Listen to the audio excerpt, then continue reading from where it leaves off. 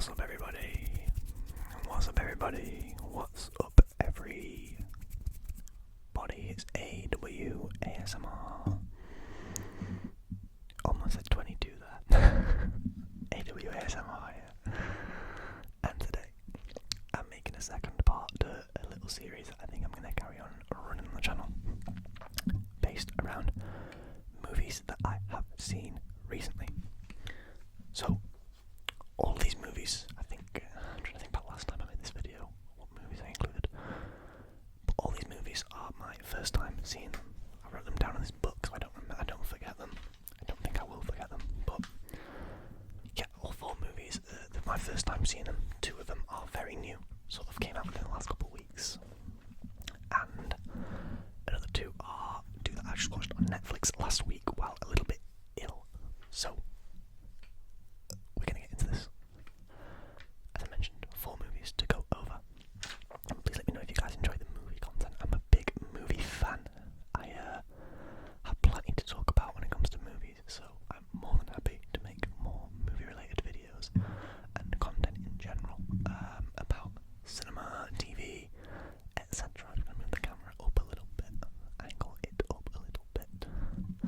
But yeah, let me know if you enjoy this and want to see a part 3 when I've sort of seen more movies, I guess. I could definitely do that if it's something that people want. But the first movie is one that I watched last week. I think it was Monday. What is this movie? Monday night. I wasn't feeling too great. I had nothing to do. So I loaded up Netflix and I actually selected a movie that I wanted to watch for a while, which was The Martian. The Martian. The Martian. The Martian. The Martian. Now, this is not a recent movie. This is not a new movie. I think this came out around 2000. I don't want to guess. I want to say 2016, but I could be wrong with that. And it was in the 2010s, I think. Starring Matt Damon amongst many others. But the main character is Matt Damon, let's be honest. If you haven't seen The Martian, I won't explain too much to spoil it all. But essentially, it's set around in I think it's in the future. It might be in the present day, but just sort of a different reality, I guess. Where people, humans, us, we've managed to make it to Mars. Send astronauts to Mars on missions to just explore, discover life on Mars, etc. Not so much discover life as in meet aliens, but sort of gauge how it would be to live on Mars. And they send a crew of 6 astronauts up. And the movie starts with them on Mars already, preparing things. But, I mean, you can probably get this just from the trailer or the movie description. Essentially, Matt Damon's character, whose name is going to completely slip my mind right now, gets caught up in a storm on Mars, a really heavy storm, one where the crew that are already there have to abandon Mars to, stay alive, basically. They they're back on their ship on the way back to Earth, leaving Matt Damon's character presumably dead, but he is in fact alive. And this movie is essentially a story of how he, sort of a fight to survive on a planet where there's nothing but the things you brought with you, and very limited of that. And then getting him back as well, or attempting to get him back to save him, and get back to Earth with his crew. Very good movie.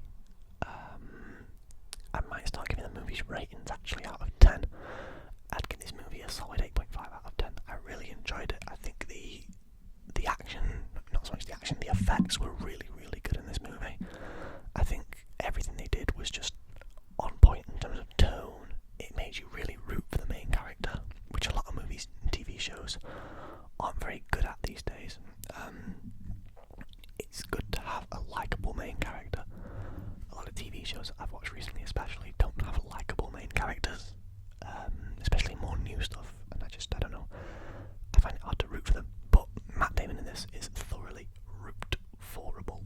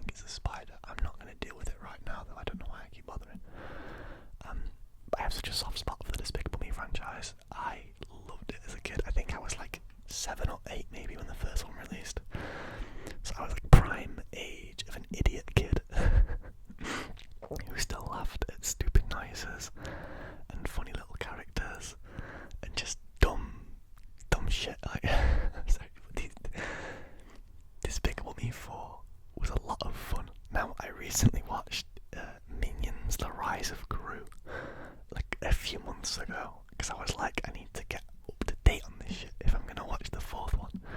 I need to get my Minions lore on point. And I laughed so much at that film. It wasn't as good as the other movies, Minions: The Rise of Gru. But this is not a review of Minions: The Rise of Gru. This is a review of Despicable Me 4. Essentially, Despicable Me 4 is with the same characters doing the same dumb stuff, just in a different place with other different people. The Minions are just effortlessly funny. I'm sorry. I know a lot of people find them silly. I find them hilarious, and I really shouldn't. But I'm 22, nearly 23 years of age, and I sit there laughing at Minions the entire time. They do the most dumb stuff, and I love it. It's great. They're so entertaining. They're just thoroughly entertaining throughout. Me and my friend went to watch this, and we're a pair of idiots. Realistically, we just started laughing at the whole film. Actually, though, like on a movie note, a really good story. It was genuinely interesting, the story they were trying to tell. So they introduced a new villain very early on in the movie, within the first couple of minutes. Someone that Gru used to go to school with, I think. And like very quickly, the tone was set that this was the bad guy. But again, he was always kind of dorky and goofy, because the bad guys in Despicable Me always are. The best one, by the way, is definitely Despicable Me 2. Despicable Me 2 pops off. But no, the villain, dorky, stupid again, just crazy as usual.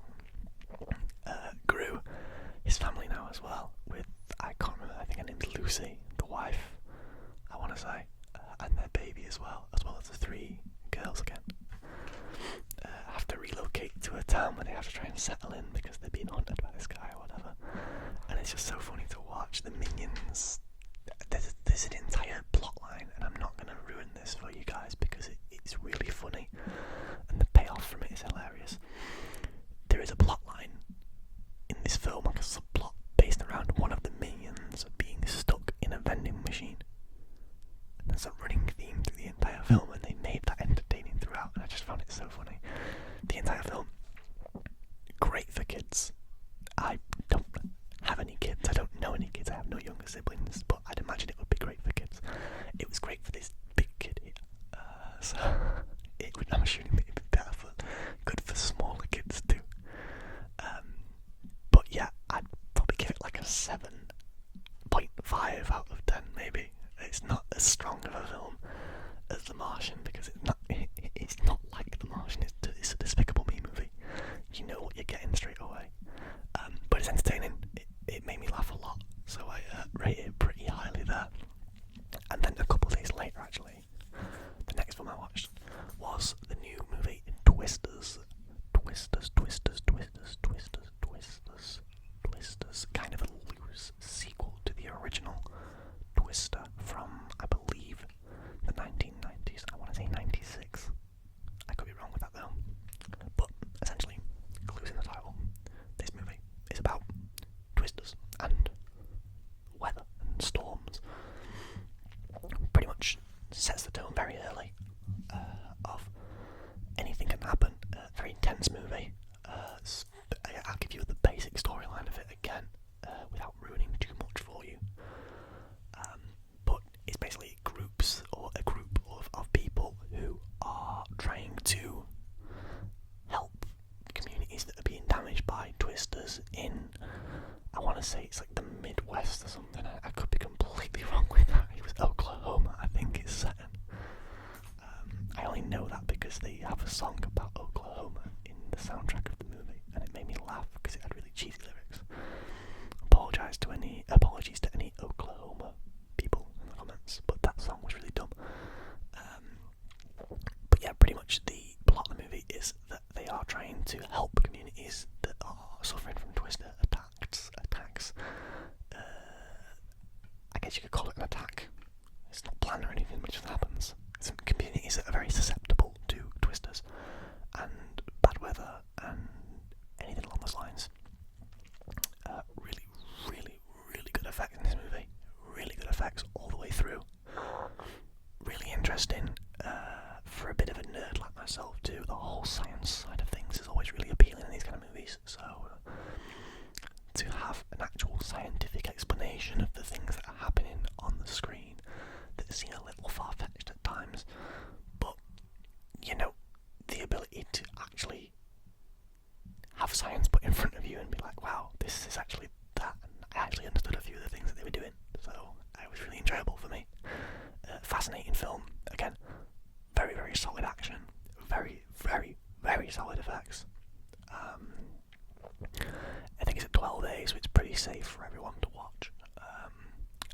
recommend, if you can, go watch it in cinemas.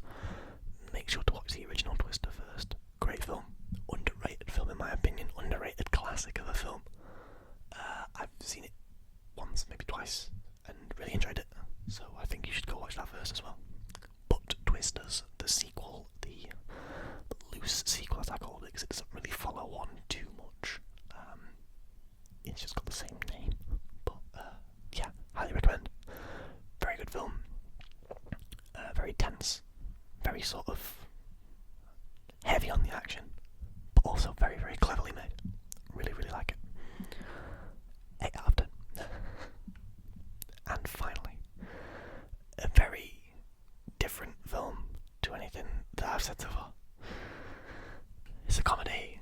It was on Netflix. I watched it fairly recently. The Interview. Now it's kind of been on my watch list of things for a while. Starring James Franco and Seth Rogen. So you know it's going to be dumb as hell. Pretty much The Interview is... it's about 2 American guys, well, one American TV show host of like a popular celebrity interview show, you know, the kind of like gossip shows or whatever.